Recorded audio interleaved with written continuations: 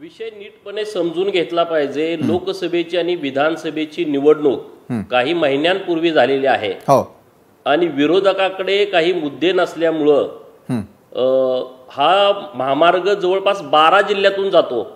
वर्धा मधलं पवनार नावाचं गाव आहे, तिथून या महामार्गाची सुरुवात होते, शक्तीपीठ महामार्गाची।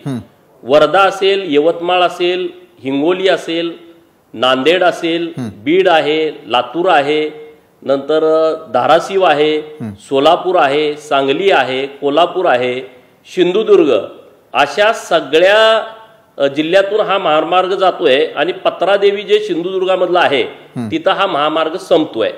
आता नीटपणे विरोधकांनी सुद्धा हा विषय समजावून घेतला पाहिजे। जोपर्यंत पायाभूत सुविधा निर्माण होणार नाहीत तोपर्यंत ग्रामीण भागाचा विकास होणार नाही। नंबर 1, आता सांगा, मी जेव्हा लहान होतो तेव्हा आमच्याकडं मुंबई परळ खरसुंडी गाडी यायची आणि आमचे सगळे गावकरी चाकरमनी मुंबईला असायचे।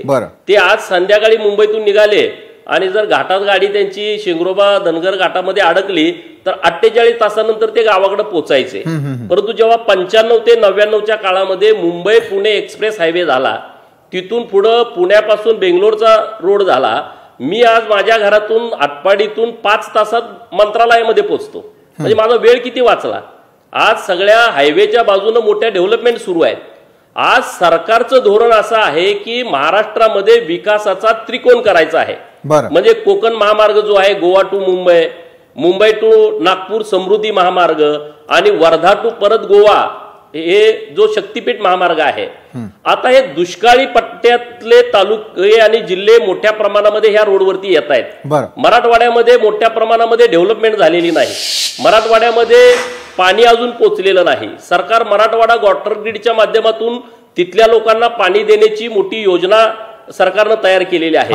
विदर्भामधल्या काही जिल्ह्यातून समृद्धी महामार्ग गेला, राहिलेल्या जिल्ह्यातून आणि आपली जी शक्तीपीठ आहेत, म्हणजे माहूरगडची देवी असेल, औंढा नागनाथाचं मंदिर असेल जे ज्योतिर्लिंगापैकी एक आहे, परळीचा वैजनाथ असेल, अंबेजोगाईचं मंदिर असेल, तुळजाभवानी असेल, पंढरपूरचा पांडुरंग असेल, पंढरपूरच्या पांडुरंगापासून पुढे अक्कलकोटचा श्री स्वामी समर्थ असतील, सोलापूरचा श्री सिद्ध रामेश्वर मंदिर असेल, तिथून पुढे कर्नाटकामध्ये गुरुदेव दत्तांचं गाणगापूर मंदिर आहे। इकडे आपण पुढे आलो नंतर आपण औदुंबरच्या दत्ताचं मंदिर जोडणार आहोत, पुढे नरसिंहवाडी आहे, असं आपण सगळे जातोय। म्हणजे आपण भावनिक दृष्ट्या पण आपली जी भक्ती केंद्र आहेत ती जोडतोय। आता विरोध कुठं होता हे नीट विषय समजून घ्या। विरोध हा कोल्हापूर जिल्ह्यामध्ये होता।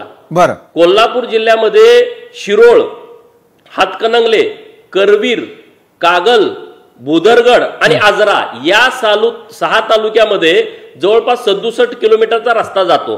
तर या भागामधल्या शेतकऱ्यांचा मोठ्या प्रमाणामध्ये विरोध होता, ही गोष्ट खरी आहे आणि त्याला राजकीय नेतृत्वाने सुद्धा लोकसभा आणि विधानसभेमध्ये त्याचा एक मुद्दा केला होता।